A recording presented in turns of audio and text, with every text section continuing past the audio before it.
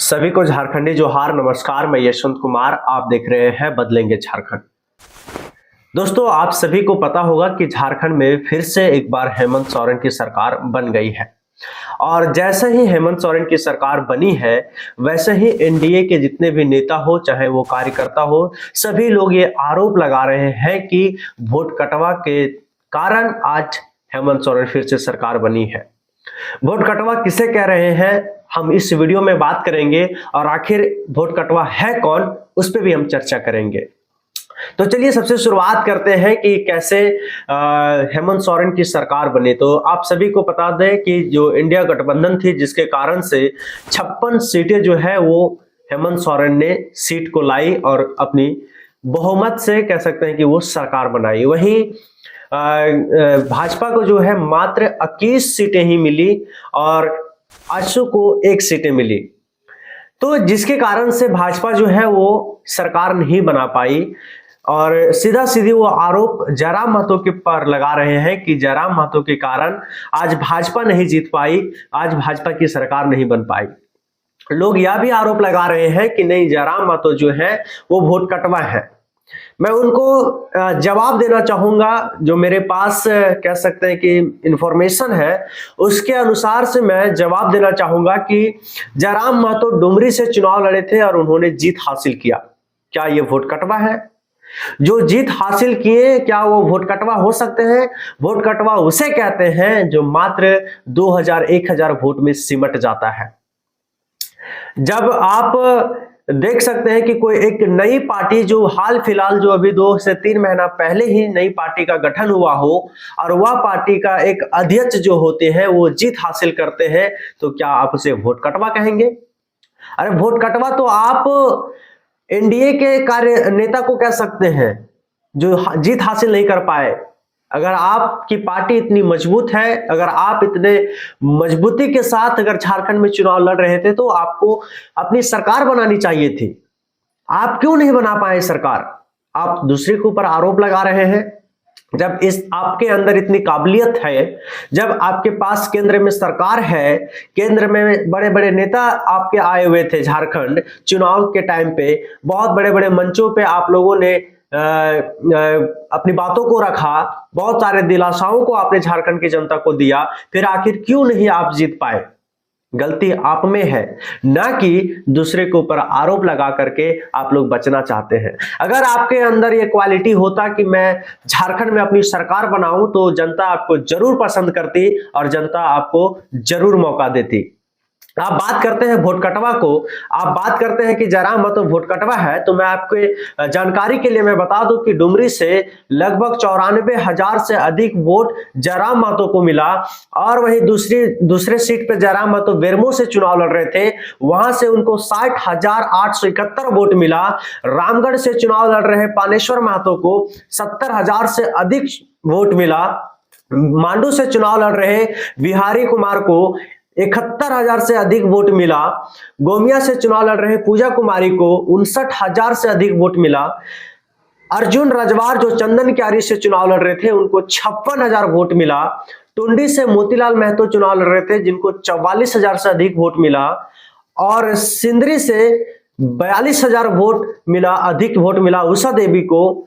और ईचागढ़ में तरुण कुमार को 41,000 और सिल्ली से देवेंद्र नाथ महतो को 41,000 से अधिक वोट मिला। आप इसे वोट कटवा कहेंगे? जो 40,000, 50,000, 70,000, 80,000 तक वोट जो ला रहा है, आप उसे वोट कटवा कहते हैं? किस आधार पे आप वोट कटवा कहते हैं? क्या आप लोग जो राजनीति कर रहे हैं, क्या उसमें 70,000 लाने वाले को आप वोट कटवा कहेंगे? जो 80,000 वोट ला रहा है उसको वोट कटवा कहेंगे?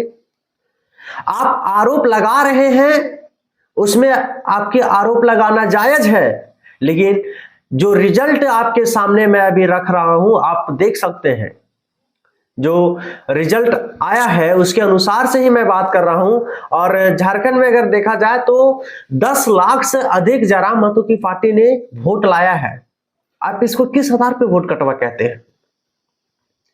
अरे वोट कटवा तो आपकी पार्टी एनडीए की पार्टी है, जो जयराम महतो को यूं कहे कि अभी तो ये पहली बार चुनाव लड़ रहे थे, ये झारखंड लोकतांत्रिक क्रांतिकारी मोर्चा ये पहला चुनाव में इतना सारा वोट लाया। आप अपने इतिहास को उठा करके देखिए, जिस समय आपने आपकी पार्टी का, जब भारतीय जनता पार्टी का गठन हुआ था तो आप लोग कितना सीट लाते थे और कितना वोट लाते थे।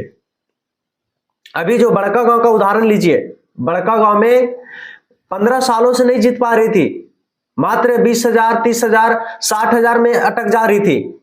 बताइए, जयराम महतो की वजह से ही बड़का गांव सीट आप निकाले हैं।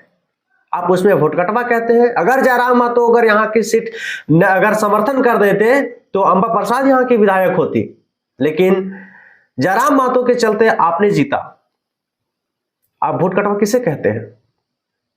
वोट कटवा वैसे होते हैं जो 1,000, 2,000 में सिमट जाते हैं, बहुत ज्यादा तो वो 5,000 के अंदर रहते हैं। आप उसे वोट कटवा कह सकते हैं, लेकिन जो लोग, जो नेता और जो कार्यकर्ता जो जयराम महतो की पार्टी को वोट कटवा कह रहे हैं, वो सरासर गलत है।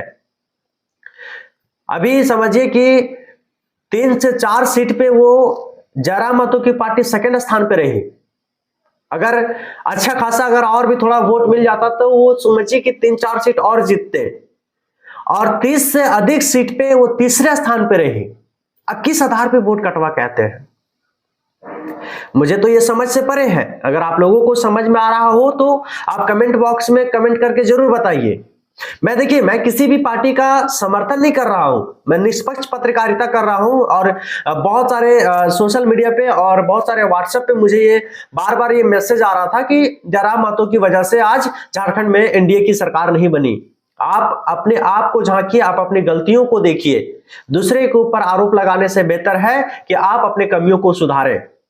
अगर आज झारखंड में अगर एनडीए की सरकार बनानी है तो आपको कड़ी मेहनत करना होगा, आपको जनता के बीच में जाना होगा, उनकी समस्याओं को सुनना होगा, और बहुत सारी समस्याएं जो झारखंड में आज उलझी पड़ी है उसको सुलझाना होगा। तब जनता आपको जाकर के मौका देगी, तब आप अपनी सरकार बना पाएंगे। बड़का गांव में देखिए, प्रत्येक दिन एक्सीडेंट हो रहा है। क्यों नहीं एक्सीडेंट को रोका जा रहा है?